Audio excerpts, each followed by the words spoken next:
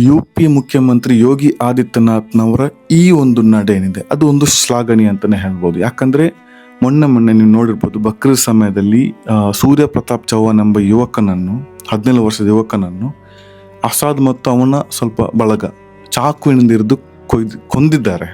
Social ಮೀಡಿಯಾದಲ್ಲಿ ಬಂದಿರೋ ಪ್ರಕಾರ ಅವನನ್ನು ನಾವು ನಿಮಗೆ ಆಡು ಕೊಯ್ಯುವುದು ಹೇಗೆ, ಕುರಿ ಕೊಯ್ಯುವುದು ಹೇಗೆ ಅಂತ, ಬಕ್ರೀದಿಗೆ ಕುರಿ ಕೊಯ್ಯುವುದು ಹೇಗೆ ಅಂತ ತೋರಿಸ್ತೇವೆ ಅಂತ ಹೇಳಿ ಕರ್ಕೊಂಡೋಗಿ ಕೊಯ್ದಿದ್ದಾರೆ ಅಂತೆಲ್ಲ ಬರ್ತಾ ಉಂಟು. ಬಟ್ ನಾನು ರಿಸರ್ಚ್ ಮಾಡುವಾಗ ಆ ಥರ ನನಗೆ ಸಿಗಲಿಲ್ಲ. ಬದಲಿಗೆ ಏನೋ ದ್ವಿಚಕ್ರ ಬೈಕ್ನ ವಿಷಯದಲ್ಲಿ ಅಂತೋ ಗಲಾಟೆ ಆಗಿ ಆಮೇಲೆ ಅದು ಕೊಲೆಗೆ ಬಂದು ನಿಂತಿದೆ ಅಂತ ಆಗಿತ್ತು ಅದರ ಸಂಕ್ಷಿಪ್ತ ವಿವರಣೆ.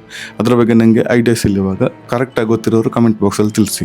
ಇನ್ನೊಂದು ವಿಷಯ ಅಂತಂದರೆ, ಭಾರತದಲ್ಲಿ ಜನಸಂಖ್ಯೆ ಜಾಸ್ತಿ ಆಗಿದೆ ಅಂತ ನಿಮಗೆ ಫೀಲ್ ಆದರೆ ಇನ್ನು ಮುಂದೆ ಹುಟ್ಟಿ ಬರುವಂಥ ಮಕ್ಕಳನ್ನು ಹುಟ್ಟದೇ ಇರುವ ಹಾಗೆ ಮಾಡೋದಕ್ಕಿಂತ ಆಲ್ರೆಡಿ ಹುಟ್ಟಿ ಬಂದ ಸಮಾಜಘಾತಕ ಕೆಲಸವನ್ನು ಮಾಡುವ ಈ ಥರ ಇರುವ ಜನಗಳನ್ನು ಎನ್ಕೌಂಟರ್ ಮಾಡೋ ಮೂಲಕ ಕೂಡ ನಮಗೆ ಭಾರತದಲ್ಲಿ ಜನಸಂಖ್ಯೆ ಕಮ್ಮಿ ಮಾಡ್ಬೋದು, ಸಮಾಧಾನದಲ್ಲಿ ಬದುಕಬಹುದು. ನೀವೇನಂತೀರಾ? ಸಪೋಸ್ ಆಡು ಕುಯ್ದು ಹೇಗೆ ಅಂತ ನಿಮಗೆ ತೋರಿಸ್ತೇನೆ ಅಂತ ಹೇಳಿ ಅವನನ್ನು ಕರ್ಕೊಂಡೋಗಿ ಕೊಯ್ದಿದ್ದಾರೆ ಅಂತಲೇ ಅಂದ್ಕೊಳ್ಳುವ. ಆ ಕೃತ್ಯ ಮಾಡಿದ್ದೇ ಆದಲ್ಲಿ ಆ ಅಸಾದ್ ಮತ್ತೆ ಅವನ ಬಳಗ ಯಾರಿದ್ದಾರೆ ಅವರಿಗೂ, ಆಮೇಲೆ ಬೋಲೋ ಶ್ರೀರಾಮ್ ಬೋಲೋ ಜೈ ಶ್ರೀರಾಮ್ ಅಂತ ಹೇಳಿ ಬದ್ದವರಿಗೆಲ್ಲ ಪಬ್ಲಿಕ್ಕಲ್ಲಿ ಹೊಡೆಯುವ ಇವರಿಗೂ ಯಾವುದೇ ವ್ಯತ್ಯಾಸ ಇಲ್ಲ. ಇಬ್ಬರು ಒಂದೇ, ನಕಲಿ ಮುಸಲ್ಮಾನರು, ನಕಲಿ ಹಿಂದೂಗಳು. ಶಾಕಿ ಟಾಕಿ ಸೈನಿಂಗ್ ಔಟ್. ಬಾಯ್.